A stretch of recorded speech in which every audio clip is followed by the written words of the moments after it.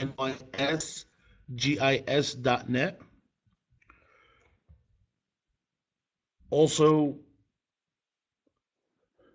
in terms of access for future webinars, you can also find that on our website under the Professional Development Committee page and our YouTube page.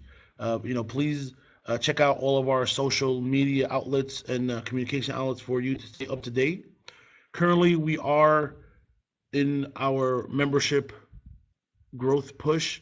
So if you're not a member, please consider joining the New York State GIS Association. It's only $10 for professionals. And if you were a member and you have not renewed, please do so at your earliest convenience. We really appreciate everyone's support and continued participation with the association. $10 a month, or $10 a year, which is a great deal, allows us to offer these services and events. And we're fortunate to have Tripp Corbin with us today. I will turn it over to Tripp for him to get into his presentation, speak a little about himself, and we'll have Q&A at the end of today's presentation. We should be running until 1 o'clock, which includes the presentation plus the Q&A. Again, this is being recorded and will be available after our presentation. Tripp, without further ado, I'm going to turn over the presentation to you. Thank you. Okay, thanks so much.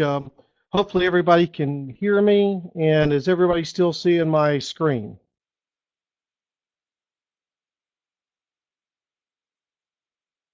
Okay, good.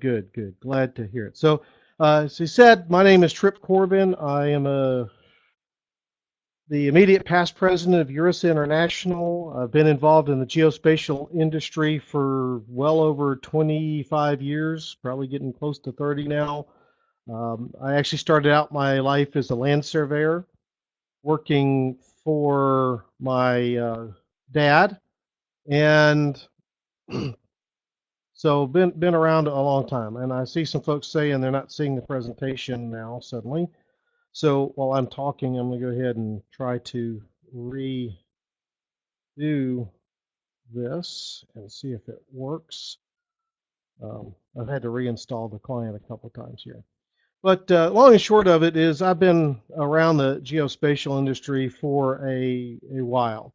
And I remember back in the 90s, late 90s, early 2000s, going through the whole transition from ArcInfo and ArcView over to ArcGIS, and remember how much we absolutely positively hated that. We screamed and fought and banged our heads against the wall and all that. And we're facing that same change now, right? We're going into Esri's new product, ArcGIS Pro. I've had the experience of running it since it was in beta, before it was released out to the public.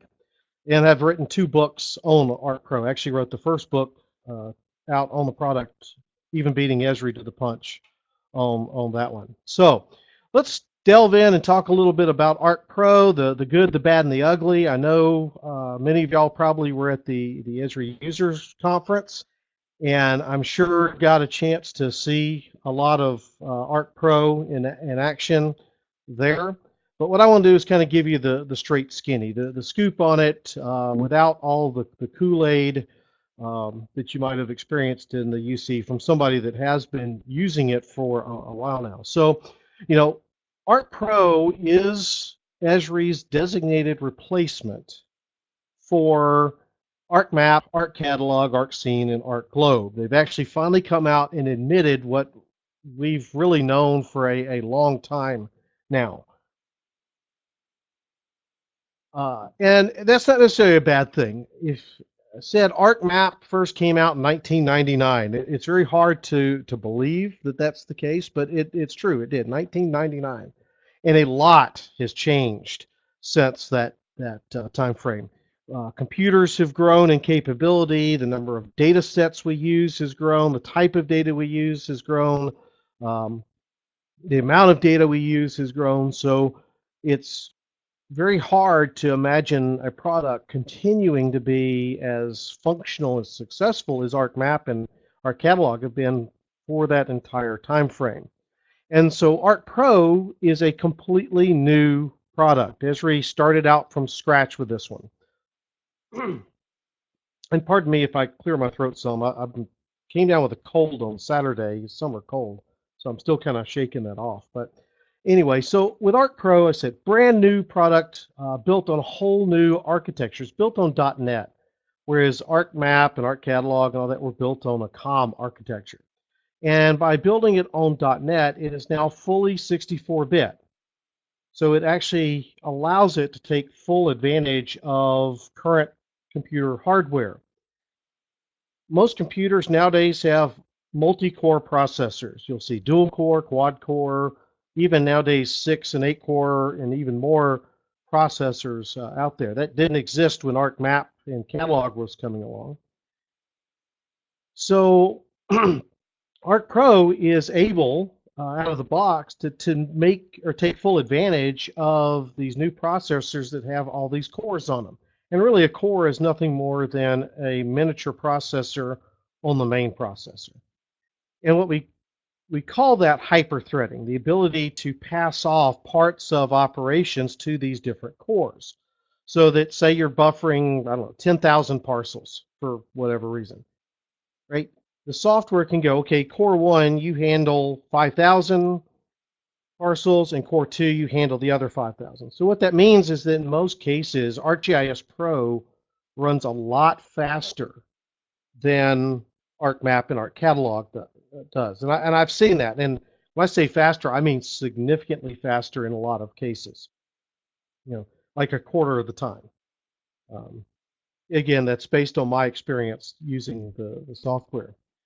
The other thing that 64-bit architecture allows us to do is use a lot of RAM. ArcMap, ArcCatalog being 32-bit can only use up to 4 gigabytes of RAM. That's just the limit of the 32-bit architecture. Whereas 64-bit, yeah, there is an upper limit. I don't remember what that number is, but it's so big that it'll be a little while before we get there. So if you have 8, 16 or more gigs of RAM, ArcPro will take advantage of that, which is another reason it tends to run a little bit faster, because it can make full use of those resources. One thing with ArcPro that is also different than ArcMap and ArcCatalog, and to somewhat of a lesser extent ArcScene, ArcGlobe, is its ability to make use of graphics processors, GPUs. ArcPro, and we'll talk about this a little bit more going forward, but is very resource intensive. And part of that is because within ArcPro, you can make both 2D and 3D maps. Right? You don't have to have a separate application like we do in the old platform. Right? ArcMap, you did your 2D maps. ArcScene, ArcGlobe, you did your 3D. In ArcPro, I can use the same app to generate both, and that's part of the core functionality. But that means it has a greater graphics load, which is why you really have to have that dedicated graphics processor for it to really function the way we would expect it to. Another big difference with ArcPro is it makes use of projects.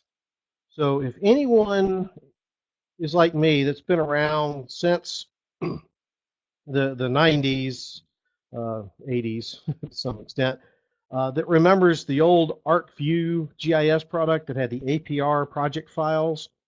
Well, ArcGIS Pro goes back to that same concept. It makes use of project files. APRX is the file extension. And within a single project, we can have multiple maps, both 2D and 3D, multiple layouts. So you have an 8.5 by 11 layout, 11 by 17, 24 by 36, and there's really no limit on the number of layouts. Some can be portrait, some can be landscape, all that, but they're all in this one project file. So what that does is it eliminates the need to have 2, 3, 4, 5, 25, 100, and I think I've seen upwards of 150 to 200 MXDs within a single organization. Right? You can, because you can have all of those different layouts into a single project, you can really have, a lot smaller number of files. I won't say you can put everything into one single project, but you can put a good bit in there. which makes file management so much easier. No more guessing. Is this the right MXD? Is this, it's all there. You've got the right one. And then it has a whole new interface, right? So ArcGIS Pro makes use of this new ribbon interface, very similar to what you see in current versions of Word, Excel, and even AutoCAD for those that use that. So they've gone to that more modern interface, which I have found in teaching classes, because I teach a lot of GIS classes around the Southeast primarily, but elsewhere too. New users, and by that I mean brand new GIS users, find this interface much more intuitive. No more trying to hunt for the umpteen million toolbars to find the right tool that you're looking for. It tends to be smart, and I'll demonstrate this here in a little bit, so that when I select something, say a layer in a map, it automatically highlights options that deal with layer controls. It just brings those up to the forefront, so I don't have to go find them. So it's a much more intuitive interface for brand new users. Now, for those old timers that have been using ArcMap and ArcCatalog for a long time, we do tend to find it a little bit more difficult because we're so accustomed to that older toolbar-based interface. Now, one of the, I guess, drawbacks, since we're talking about the good, the bad, and the ugly, a lot of that we just talked about was good. But one of the, I guess, bad things about ArcPro is the amount of computer resources it does take to run. Don't assume that just because your computer is currently capable of running ArcMap and ArcCatalog without a whole lot of issues, that it will run ArcPro. ArcPro requires a lot of processing power. I see in chat somebody can't see any. Is my screen still coming across, or did it disappear?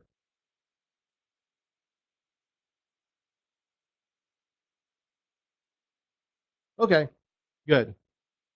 Yeah, just wanted to make sure.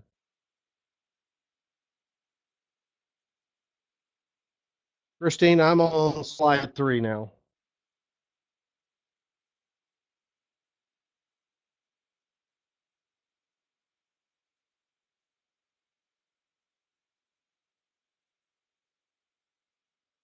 And just went to slide 4. If you're having problems seeing the display, you might want to try reconnecting. Okay. So what is the recommended hardware for ArcPro? Well, here's Esri's recommendations, right? So a minimum of a dual core processor. They recommend a quad core, minimum of 4 gig of RAM with recommended 8. A basic video card or basic video capability is 1024 by 768, supports DirectX 11 and OpenGL 3.3, with a recommendation that you do have a dedicated graphics processor with a minimum of 2 gig of RAM that supports DirectX 11 and OpenGL 4.5. The one thing you definitely need, regardless, is at least 32 gigabytes of free hard disk space. ArcPro, one of the things it does to improve performance is it builds local caches of everything. Every map you open, every 3D scene you view, every layout, it's going to try to build local caches of that display. So as you pan and zoom and do all those things, it performs faster. So that means every time it's building up that cache, and the more things you open and look at, the greater space requirements it has. So you definitely need a lot of free space. But again, hard drives are fairly cheap nowadays, so that's not typically a big problem because so many of us have, terabytes drives and things like that. So what do I suggest as somebody that's been using this for a long time and really had a chance to put it through its paces? What do I recommend? Well, I try to break this down into 2 user groups, right? Because not everybody's the same. I have a basic user and I have a power user. So the basic user is somebody that just opens up maps, looks at them, does simple queries, prints off things, maybe does some basic attribute editing or some very simple type edits. That's your base, what I call a base user. I recommend that they have an i5 quad core processor. You can get by with a dual core, because that's usually what I use on my training computers. But for somebody that's doing it daily, that quad core or better is going to give you a much better performance and efficiencies with that. I recommend at least 12 gigabytes of RAM. You can get by with 8, but 12 or more is better. I actually have found, and we'll mention this more when we get to the power user, is that 16 seems to be a pretty good sweet spot as far as um, efficiency and performance. That my laptop, and I use actual gaming systems is what I buy for my people because of the graphics capability on there. But I had 16 gig on my gaming laptop that I use, and I doubled it to 32 not too long ago. And honestly, I haven't seen a big increase in speed or efficiencies by doing that over the 16. Now, I'm not working with data sets. Most of my clients have, and I'll use parcel counts as kind of the gauge, but anywhere from 16 to 30,000 parcels is most of the size of the folks I work with. So maybe if you had 100,000 or more, it might be different. But like I said, 16 seems to be a pretty good sweet spot across the board. I strongly recommend a dedicated graphics card, regardless of the user level. Again, if you're just doing 2D work, which I think a lot of folks are still stuck on, then a basic GPU with 2 gigabytes of video RAM on it should be sufficient. If you're going to start working in 3D, and I think we're going to see that use increase over time, as LiDAR data becomes more prevalent, as 3D modeling becomes more prevalent, then at least 4 gig of video RAM if you're going to be doing that there. As far as hard drives go, I strongly encourage the use of solid state drives. They're so much faster, and the prices have come way down. I'm running a 512 gigabyte solid state drive on my laptop. It works wonderfully. Very happy with it. If you can't get the solid state or you're looking for a secondary drive for data storage, then a 1 terabyte SATA 7200 RPM drive will work fine as well. Just try to put your cache on the solid state drive so that as that goes, it does faster. Pulling things across the network, you definitely want to have a gigabit or better network connection to avoid issues with bottlenecks there. Again, if you can run bridged cards and have bigger throughputs, better. Again, that's largely dependent on your supporting infrastructure with that. I also recommend dual 27-inch monitors. Again, we all know GIS is very graphics intensive. So for a base user to be able to have the map up on one and their email client or whatever up on another, it's very beneficial. And that 27-inch size just makes it big enough you can see things without having to go to bifocals or something like that. For your power users, this is your analyst. Again, I recommend i7s. Quad core is the best way to go. As I mentioned, 16 gig or more of RAM. That 16 seems to be the sweet spot. Again, a dedicated graphics card with a minimum of 4 gigs of video RAM. If you can get more on that, the better. Again, a lot of that's going to be dependent on the type of data you're working with. The more you're delving into 3D, or if you're also trying to run things like City Engine, the better graphics card you need on there. Same hard drive recommendation there, same network speed throughputs there.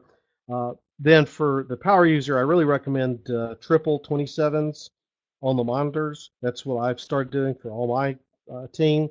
And that way they can have a map view up on one, the table on another, and then their email client or source documents up on the third. Or you could do what I do, which is run I've got a 49-inch curved Samsung monitor. But those aren't really cheap. You can probably pick up triple 27s for that cost. But anyway. So things I don't recommend: i3 or lesser processors. So I've been mentioning Intel a lot, but yeah, the i3, will it run? Yes, but it's not going to be very good. You're not going to be happy with the performance on the i3. It's going to be very draggy. At least that's been my experience. So I said i5 is the lowest I'd go. Your old AMD processors. We've tested AMD with Arc, and even with ArcMap, ArcCatalog, AMD doesn't perform nearly as well as Intel does on their older model. Now, they're new Ryzen's. So Ryzen's the new processor line from AMD. They do amazing things with games and high graphics applications. I have not personally tested Ryzen with Arc Pro. I'm hoping to build a system this next few months to do that with, but I have heard other folks that have run Ryzen processors with Arc Pro with good results. So you might want to try that. They're price-wise, they're about the same with the Intel. I try to avoid the 5400 RPM hard drives, those slower hard drives, because the seek time on trying to get data off of them really kind of slows things down compared to 7200 or solid state.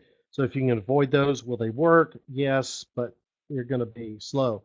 I do see Dan says that he's running a Ryzen 7 8-core at home with Arc Pro, and it's great. So that's thanks, Dan, for giving that. Like I said, I've heard some good things. I just haven't personally tested.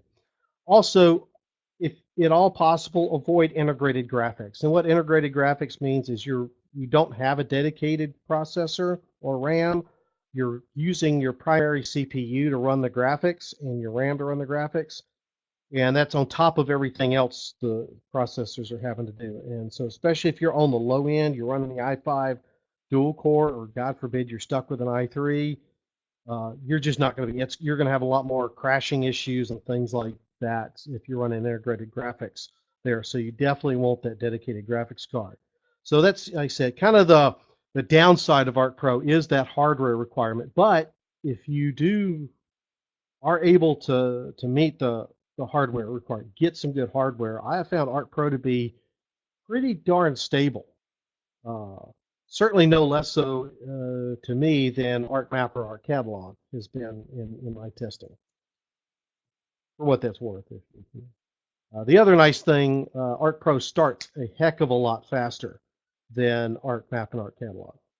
Again, if you have good hardware to support it.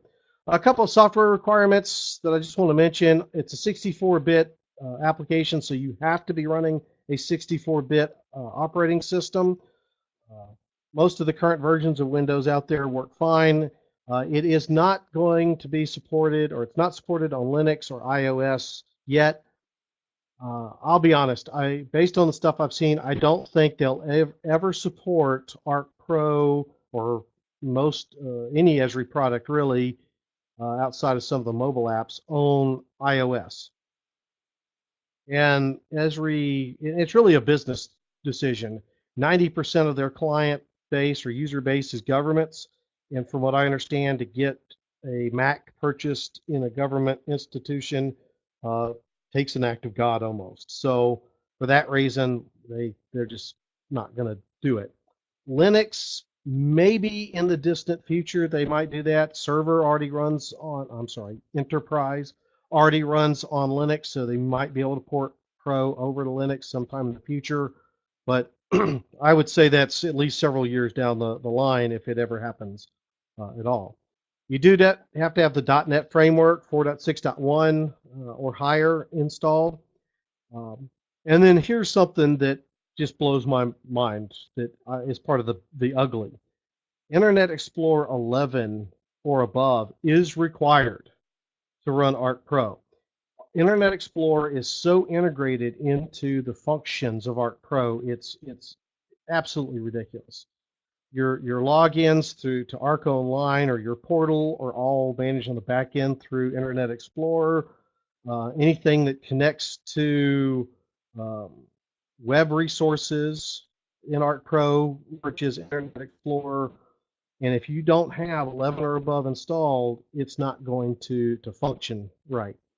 And you think that if this is such a critical part of ArcPro, that the install for Pro would actually test to see if your system was running IE 11 or above.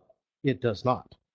It will tell you ArcPro installed fine, and if you go to run it, it'll open up. You might even get logged in to your user account, but you're going to start having weird flaky issues that happen.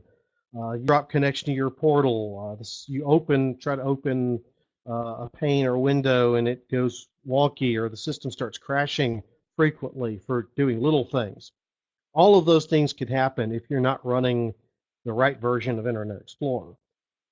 This also becomes problematic for many government agencies that have other legacy systems that have a web interface to it. Because many of them, and this is like utility billing systems, inspection systems, and things of this, these are all stuff I've encountered, but they require IE9 or something like that. Well, you can't run both versions of IE on the same computer, so that might limit your ability to move up to ArcPro, something you definitely got to think about. And I've seen several groups that say, hey, we're going to ArcPro, and they go, and then they realize they can't upgrade their IE because of this other system they're running. And so they have to kind of go back to the drawing board on that. So do keep that in mind. The other thing with ArcPro depends on how you handle your user licenses. So ArcPro supports several different licensing models. The default is named user licensing. So that's where you have a user login and you assign a license to that login account. And that's managed through either ArcGIS Online or Portal for ArcGIS. See? So the license is assigned or associated with a user login. So that's the default.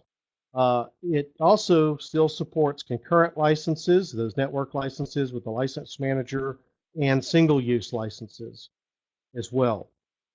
So if you're using named user licenses, you need to make sure you still have access to the internet and you know how to transition to that.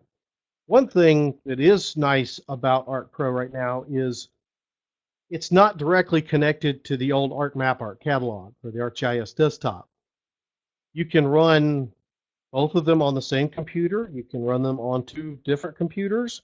You don't even matter what version. I can be running ArcMap 9.2 and still rerunning ArcGIS Pro 2.2 on the same computer if you want to, but they don't have to be on the same computer. As far as licenses go right now, for every desktop license you have under current maintenance, you get one license of ArcPro as well. So right now you're getting kind of two for the price of one. But again, just because those two are kind of licenses are tied from an accounting perspective, you don't have to install them both on the same or assign them to the same user or whatever. They can still be assigned separately like individual licenses. That makes sense. Okay, so let's talk about the interface. And this is where I'm going to jump over here into a demo. So here is, for those that have never seen it, this is ArcGIS Pro. And there is some terminology that you're going to need to get accustomed to. So let's go through some of that real quick. These windows that are on the side, the contents and the catalog, these are called panes. Right? So we have the contents pane and we have the catalog pane. This area up here across the top where you see all the tools, this is called the ribbon, and it consists of these tabs. So there's the project tab, the map tab, insert, analysis, and so on here.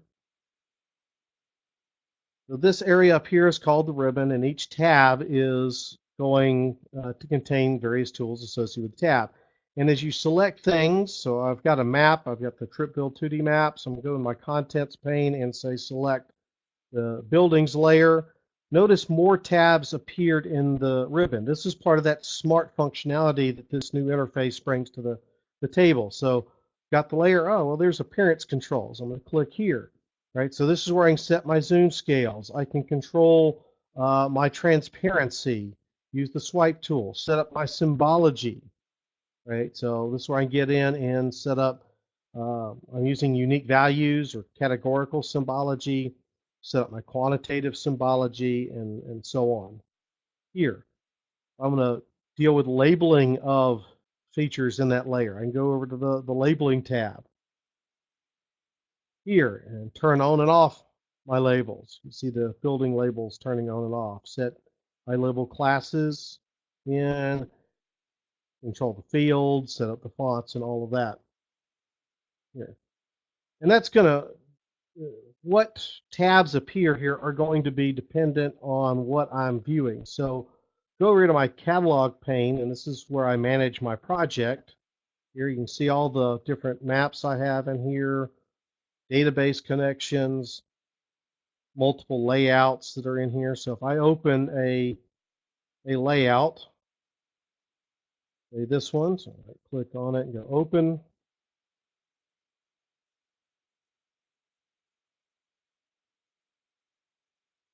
So yeah, not a very pretty layout. This I just used for showing people how to insert things. But notice my ribbon has changed. The map tab goes away and there's my layout. So the layout tab is very similar to the layout toolbar for those of y'all that have used ArcMap, right? So there's my navigation tools in there. Thanks for setting up map series. It's the same as data-driven pages. They just changed the name of it to map series. I don't know why they felt the need to rename it, right? But also my insert tab is changed, right? So if I go back to my 2D map, here I'm looking at the Trippville 2D map. I go to the insert tab here. Notice that's what it looks like. Where I can insert a new map, layouts, and so these are project things I can insert. I can put in these map notes and so on. If I go back here to the layout, right, I can, it looks completely different, right? So this is where I put in north arrow, scale bars, and things of this nature. The other thing that's very different here that I think is kind of good is everything has contents now. So even your layouts have contents, and you can see that over here in the contents pane. And so if I want to move something to the front or the back, it's just like doing it with a layer, right? So right now this 3D scene, which you see right here, is on top of this 2D scene, right? I can drag that down to the bottom, and now you can see my 2D map is coming over the top.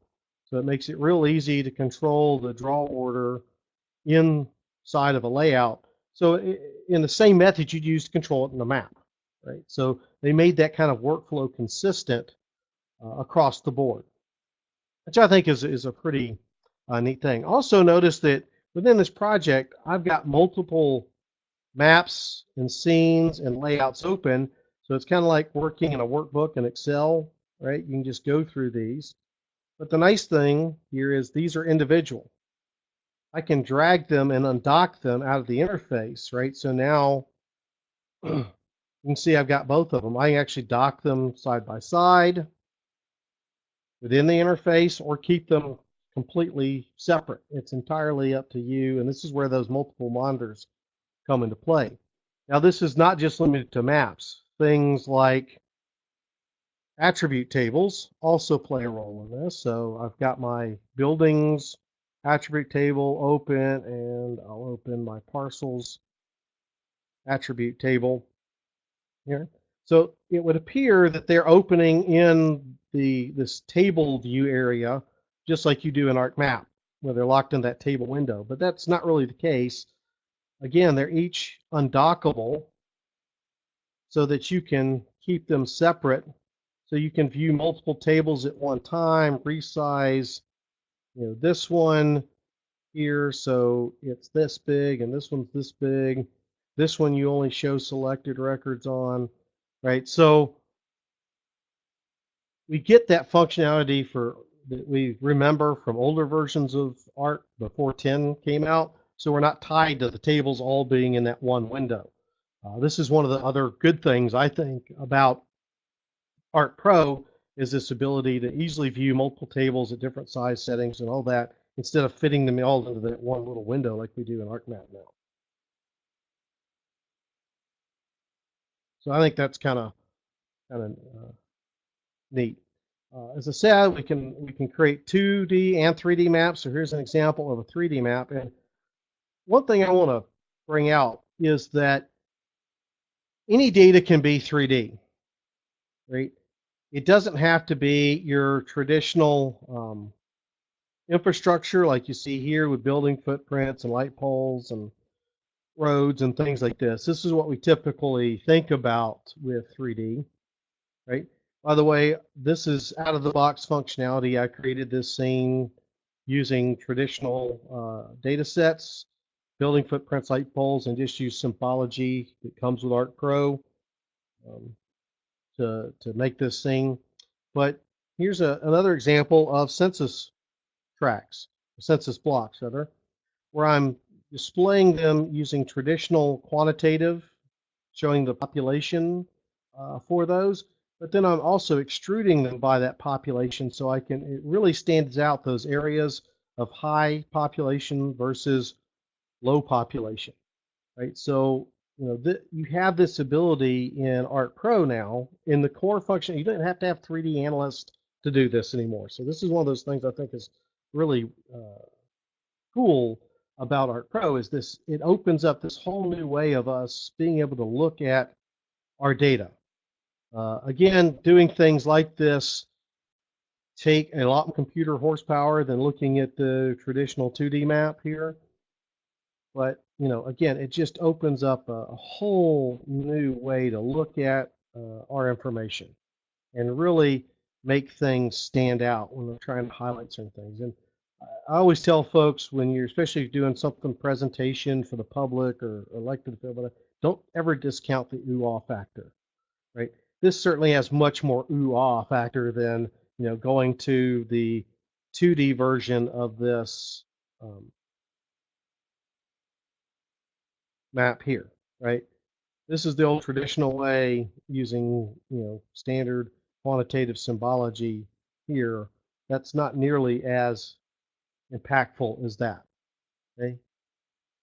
And in your layouts, you can have both 2D and 3D. So there is, within a single layout, there's no limit on the number of maps you can insert inside of ArcPro. Let's see if I can think of anything else. Let's go back to our slideshow here. Some things that are really key here to ArcPro, well, editing. So one of the things that's different with ArcPro is there is no starting and stopping of editing. You're always technically in an edit session with ArcPro. So you do have to be aware of that and be careful with that. Of course, your permissions still impact that. So if you don't have editing permissions to data sets or whatever, you still won't be able to do that. But there's no starting and stopping of editing within ArcPro. But what this does open up is the ability to edit in multiple workspaces at one time.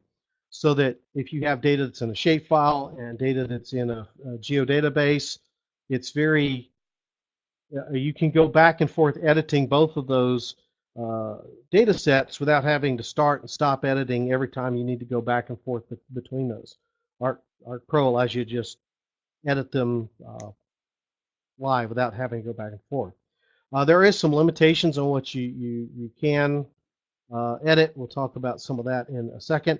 And one thing ArcPro also does, and I'm going to go back to the application real quick, is there is an autosave. If you go under projects, the project pane, go to options, you go down here to editing, then you can scroll down, and this is where you can actually turn on and enable an autosave. So in ArcPro, you can have it automatically save your edits based on a time interval or a number of operations.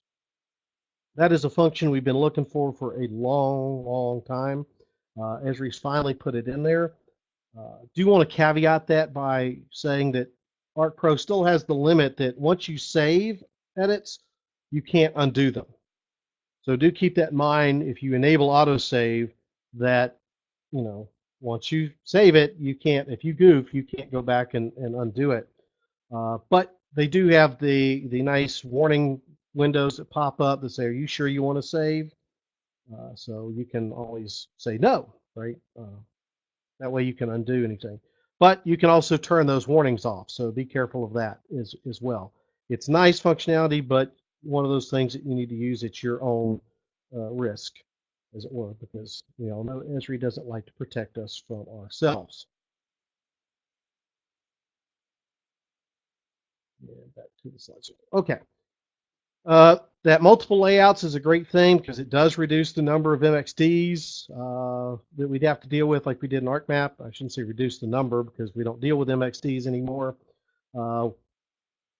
We're dealing with APRX files, but they can have as many layouts in them as you want. I haven't found any limits in there. ArcPro is very highly integrated with ArcGIS Online and Portal, so it makes it a whole lot easier to publish things up to those other applications or pull data back down from them. Now, the one got you that I do want to warn you, going back to ArcPro for a second, is there are some tools in here that leverage ArcGIS Online and will use credits. Any of these ready-to-use tools here leverage ArcGIS Pro functionality and will eat up credits. Credits being the currency of ArcGIS Online. So be aware of that, as well as go back to here and my map tab. This infographics tool, which accesses demographic information from ArcGIS Online. This also uses credits when you access it. There, now it's like a 10th or 100th of a credit when you use the infographics tool, so it's not too bad. But these ready-to-use analysis tools, these can eat up a good number of credits depending on what options you select when you run the tool. How many different, how advanced or complex you make the running of the tool. So you want to be careful of that. Make sure that if you're concerned about credit usage, that you limit your users' amounts of credits they can use, which you can do through your ArcGIS Online or Portal administration account.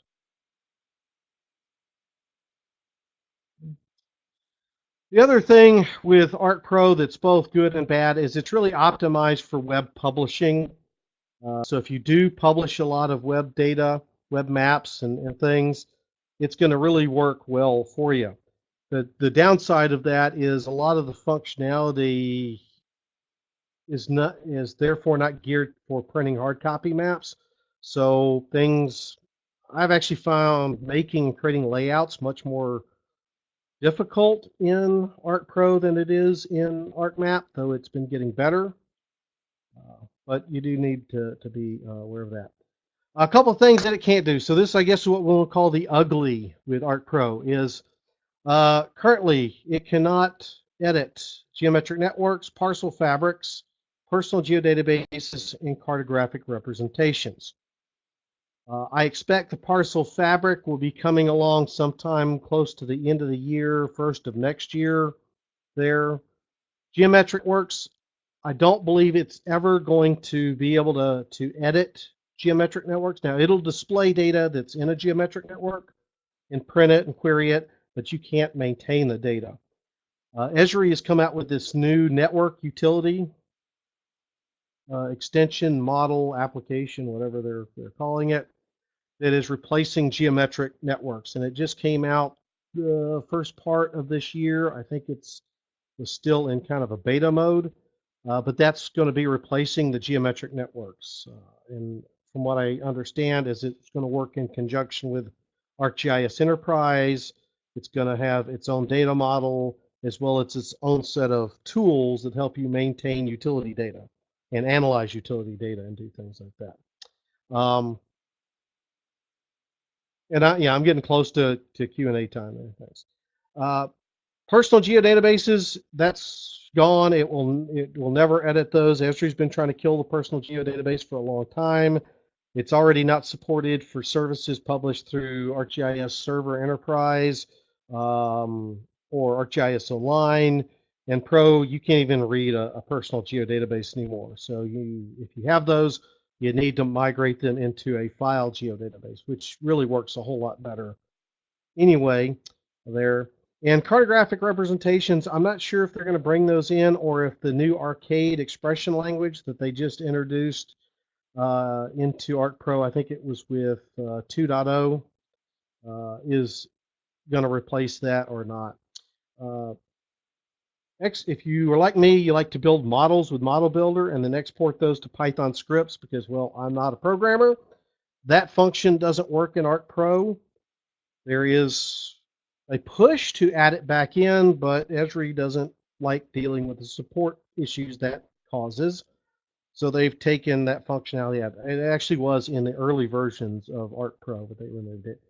And it doesn't support Python add-ins. So if you have any custom Python add-ins in ArcMap, those will not port into ArcPro. You can still run Python scripts. So Python scripts are still supported in ArcPro. It's just those add-ins with toolbars and GUIs and all that stuff aren't. You have to wrap those up in a .NET envelope, as it were, if you want to run those. And then lastly, probably the biggest thing that drives me nuts is it doesn't support map annotation or graphics. So where you just drop a text box into a map, and I'm not talking about a layout, I'm talking about in the map itself, or you drop a graphic, a box, or something directly in the map. That's not supported in ArcPro, and according to Esri, they're not planning on supporting that in ArcPro because it's not very efficient when publishing to the web. But there is an idea up on ideas.arcgis.com to get that back in, and it's gotten a lot of votes, and hopefully we'll make Esri reconsider that decision. So with that, we'll go ahead and open it up to questions. Got about 10 minutes here for any questions that y'all may have.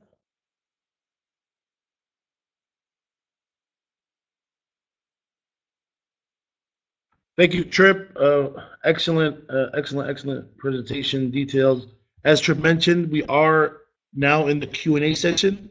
I have activated the moderator chat just to keep things in order and to answer everyone's question. I will read the question from each of the attendees and allow Tripp to answer that. Again, this will be available via recording, so if we are unable to answer by the time you're in the chat and you have to leave, you can check back on our recording. First question, Tripp. Does ArcGIS Pro require extension like spatial analyst or 3D analyst? It doesn't require it to view 3D data or to display 3D data or to create those 3D maps. It does require it if you want to do things like view shed analysis, calculate volumes, and those kind of things. So just to view and display and print data in a 3D environment, no, the extension is not required, but to do the actual analysis, yes, those are required. Thank you, Tripp. Next question. Sorry, that first question was from Dave Tewksbury, just to give him a shout out. Next question comes from Sherry Norton. Can we hide the ready-to-use tool for users? We have very limited credits. Not that I'm aware of, but what you can do is through your user management, you can limit the amount of credits a user is able to use. So that's what I typically recommend. Just go ahead and limit the number of credits anybody can use so they don't blow through all of yours. Because I actually had that happen when I was teaching a class in Fulton County, Georgia, that's Metro Atlanta here. And they had it wasn't somebody in the class, but one of their users was using the ArcOnline geocoding tools and blew through about 3,500 credits in an hour. So they fixed that little issue. But yeah. Thanks, Tripp. Next question comes from Claire Brill. Do users need to log in to ArcGIS Online to use the ready-to-use tools? Yes, because that's the credits are tied back to your organization and that user and the number of credits they're allowed to use. So yes, to use those ready-to-use tools, they have to be logged in. So if you're not using the named user licenses managed through GIS Online, then you don't have to be logged in to use Arc Pro to ArcGIS Online. Follow-up That is question another from one. sorry, Tripp. Follow-up question from Claire Brill. How does Pro work in a Citrix environment? It depends on the resources assigned to it.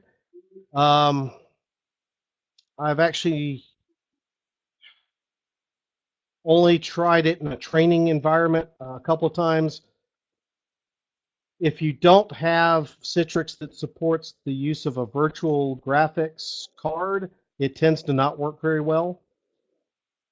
But if you have Citrix capable of creating VMs that run or with a virtual graphics card, it seems to work pretty good as long as, again, you have enough resources to assign to each virtual machine that gets kicked up. Thank you, Tripp. Next question comes from Michelle Debia. Don't want to edit all data. Doesn't seem safe. Can I lock layers down?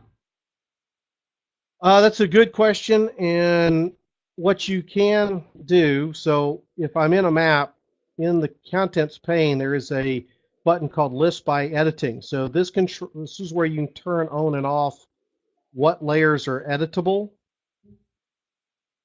here by simply checking those or unchecking those boxes. So that is one way to do it.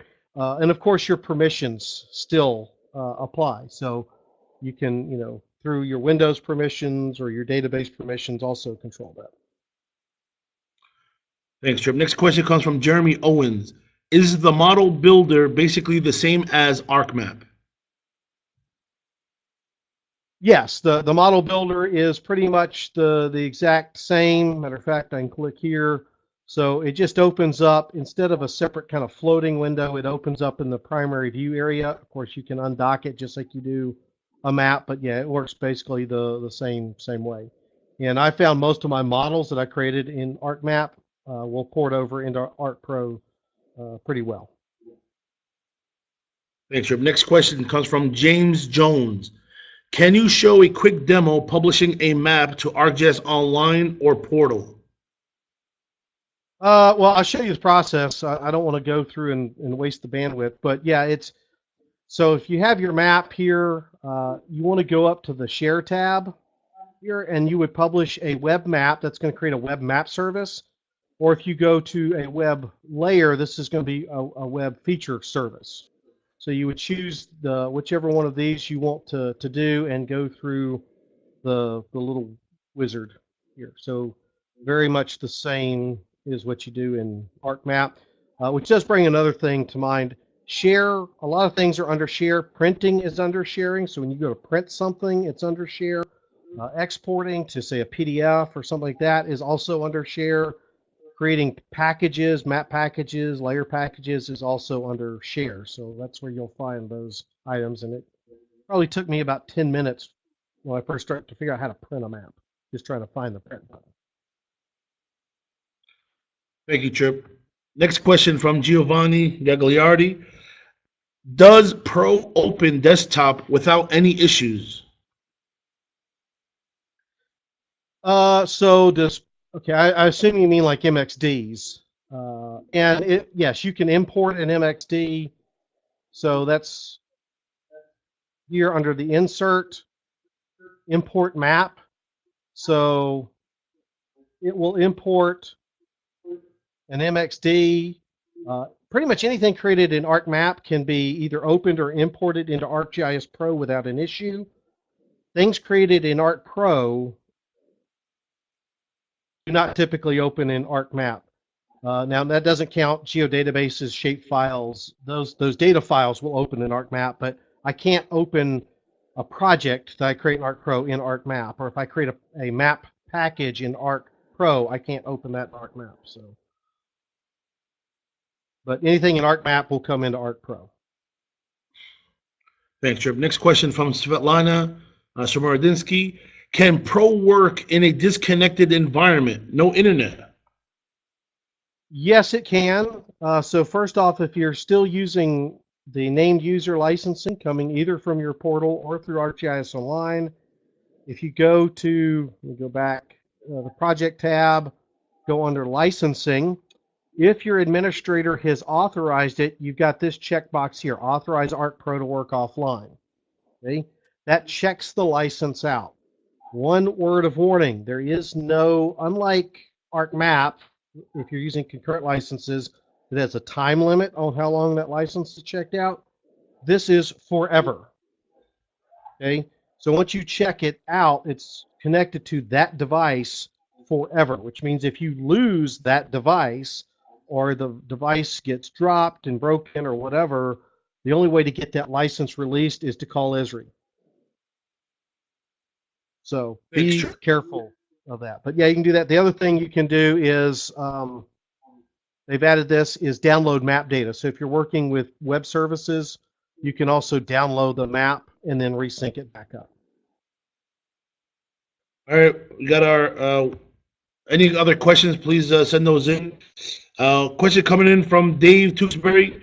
Lost connection and did not hear answer by extensions. Are they needed? So again, just to view data like I'm doing here and to pan and to print it and even get infographics on it, that does not require extensions. If I want to go in and do a view shed analysis, like see, you know, now that I built these two really tall buildings around this little short one, what has that impacted view around this building? That would require an extension. So actually doing the analysis requires the extension, yes. Thank you, Tripp. Sorry I keep interrupting. You know, this has been excellent presentation. Really appreciate Tripp's help on this. You have Tripp's contact info there. Just as a reminder, if you're not a member of the New York City GIS Association, please consider joining. It's only $10 for professionals, $5 for students. If you are a previous member that has yet to renew, please renew. Only takes a few minutes to sign up as a new member and renew. So I hope you would consider that and allow us to continue bringing services like this. Tripp, we have one question that just came in. Follow up to internet connection question. If my internet goes down, I can't work anymore? It's from Michelle W. So if your internet goes down, you lose connection to your portal managing your license.